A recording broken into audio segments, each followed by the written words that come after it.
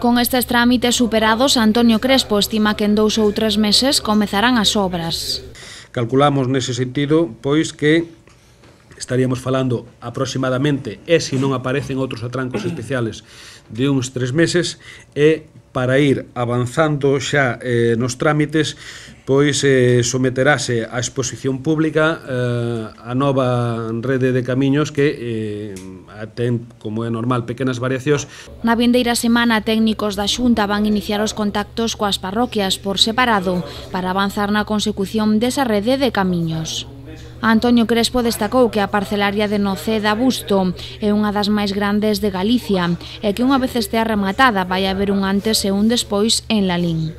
Dixo que o sector agrogandeiro quedará mellor artellado a nivel de territorio, xunto coas parcelarias de Méixome e Santiso xa rematadas.